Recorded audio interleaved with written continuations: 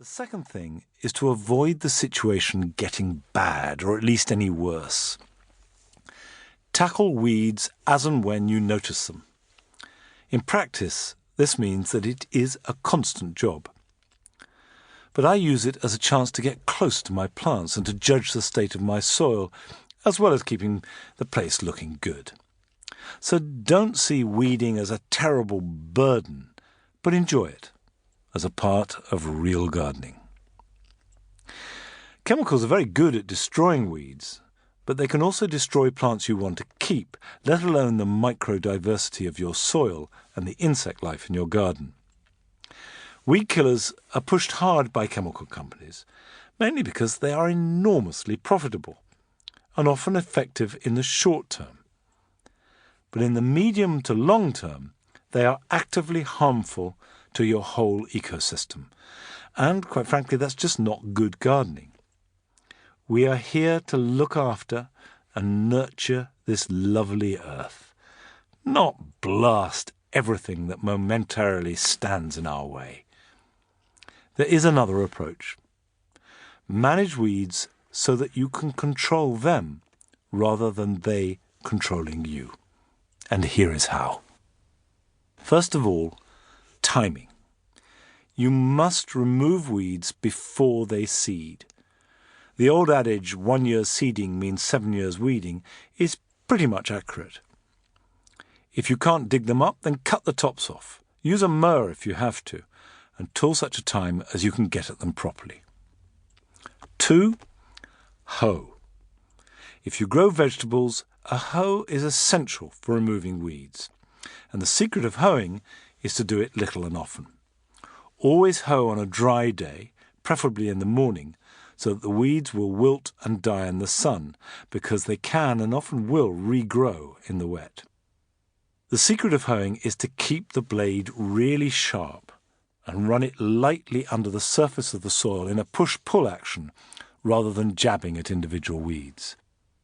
If you have a very weed-infested piece of ground you want to cultivate, and remember that weed infestation implies good soil, and the weeds have not yet gone to seed, then you can hoe the weeds off with a mattock or a large draw hoe.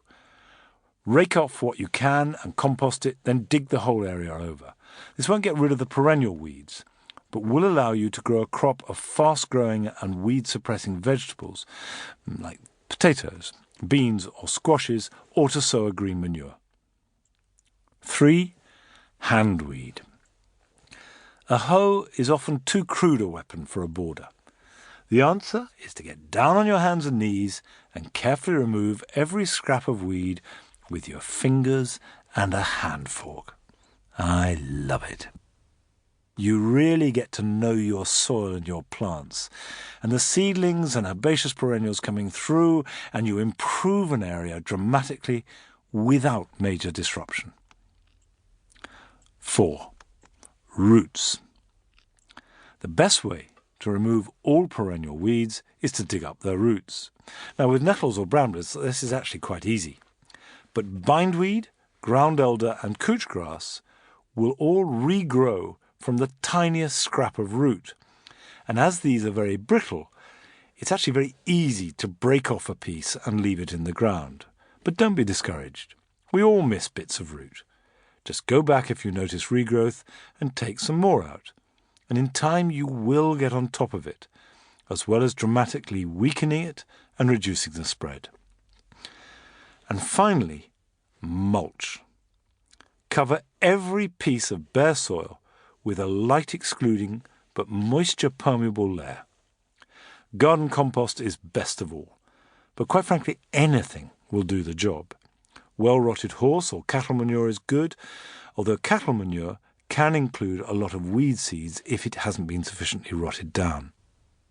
If you're using an organic mulch, i.e. one that will rot into the soil, spread it at least 2 inches thick.